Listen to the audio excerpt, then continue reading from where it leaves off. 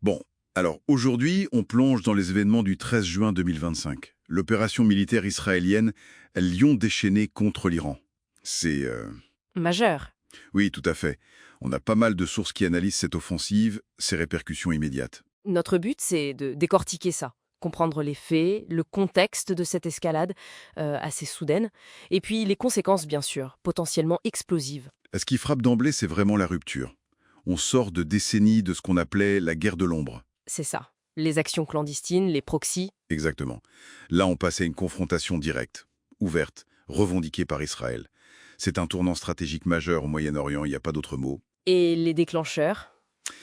Les sources mentionnent pas mal la motion de censure de l'AEA contre Téhéran, juste avant, qualifiée d'historique. Oui, ça a joué, mais surtout les informations sur les avancées critiques du programme nucléaire iranien. Ah oui, cette histoire d'uranium enrichi à 60%. C'est ça, assez pour assembler potentiellement une quinzaine d'armes nucléaires. Très vite. 15. Pour Israël, la perception, c'était clair, hein, une menace existentielle qui atteignait un point de non-retour. La fameuse ligne rouge. Ben oui. Et peut-être aussi le sentiment d'une fenêtre d'opportunité militaire. Ils ont pu juger l'Iran, ses alliés, plus faibles à ce moment-là. Ce qui est intéressant aussi, c'est le timing, non? Juste avant des pourparlers USA-Iran qui étaient prévus. Tout à fait. Ça suggère une volonté peut-être de court-circuiter la diplomatie, de créer un fait accompli.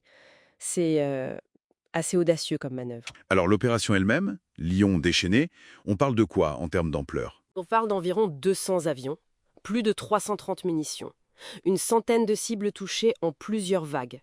C'est considérable. Et les objectifs? C'était varié, j'imagine? Très. Les sites nucléaires, bien sûr. Natanz, Arak, mais aussi le commandement militaire du CGRI, le corps des gardiens de la Révolution. Avec des tentatives de décapitation, comme on dit. Viser les hauts gradés et les scientifiques. C'est ça. Et puis les capacités balistiques, les défenses aériennes. Certaines sources évoquent même un rôle possible du Mossad pour neutraliser certaines défenses de l'intérieur. Ça remet en perspective des décennies de conflits indirects alors. Fini Stuxnet, les assassinats ciblés? Exactement. L'échelle de l'opération et surtout le fait qu'Israël la revendique ouvertement. Ça marque vraiment une rupture. Et le bilan immédiat. Côté iranien, ça semble lourd. Oui, les sources parlent de pertes importantes, des figures clés potentiellement touchées, Salami, le chef du CGRI, Bagheri, le chef d'état-major, même si leur statut exact reste parfois flou. Des scientifiques aussi, comme Abazi Davani, mentionné dans certaines analyses. Et des dégâts matériels importants. Oui, Natanz en feu, le QG du CGRI touché, des infrastructures stratégiques endommagées. Et pourtant, la riposte iranienne initiale semble limitée. Une centaine de drones, qui ont été largement interceptés. C'est un décalage frappant avec les promesses de punition sévère de Khamenei, non? C'est un point qui interroge beaucoup, oui. Est-ce une retenue calculée? Une incapacité? Difficile à dire à ce stade. Et les réactions internationales? Alors là, c'est complexe. Les États-Unis disent on n'est pas impliqué, mais on était prévenu. Et ils reconnaissent le droit d'Israël à se défendre. Classique, on va dire. Voilà. Les Européens appellent à la retenue. La Russie, la Chine condamnent fermement. Et dans la région? Des condamnations officielles, bien sûr. Mais en coulisses, certaines analyses suggèrent que ça pourrait, paradoxalement, renforcer une coopération sécuritaire discrète de certains pays contre l'Iran. Ça pose la question des futurs alignements. Sans oublier le choc économique immédiat, le pétrole qui flambe de 12%. Ah oui, instantané. Et les bourses qui plongent. L'impact est direct. Bon. Alors, qu'est-ce que tout ça signifie au fond? Quelles implications? C'est surtout l'incertitude qui domine. D'abord sur le programme nucléaire iranien lui-même. Est-ce que ça va le retarder? Ou au contraire, est-ce que ça va convaincre Téhéran qu'il faut accélérer pour avoir la bombe comme seule garantie?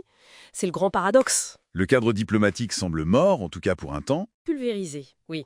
Et puis le risque le plus grave, celui d'une guerre régionale ouverte, il est à un niveau jamais vu depuis très longtemps. C'est la fin de l'ambiguïté, comme vous disiez. Le conflit est direct. C'est exactement ça. Pour résumer donc, une escalade sans précédent choisie qui marque potentiellement la fin d'une ère au Moyen-Orient. L'ère de la guerre de l'ombre est terminée. C'est ça, les points clés Ce passage à la confrontation ouverte, l'impact déstabilisateur immédiat sécurité-économie, et cette incertitude profonde qui plane. Et ça nous laisse avec une question pour la suite. Oui, une question pour réfléchir face à ces risques immenses, ce statu quo qui a volé en éclats, quel nouveau mécanisme, quel nouveau cadre diplomatique sécuritaire pourrait émerger? Comment gérer cette nouvelle phase qui est extrêmement volatile et surtout, comment prévenir une escalade qui serait catastrophique?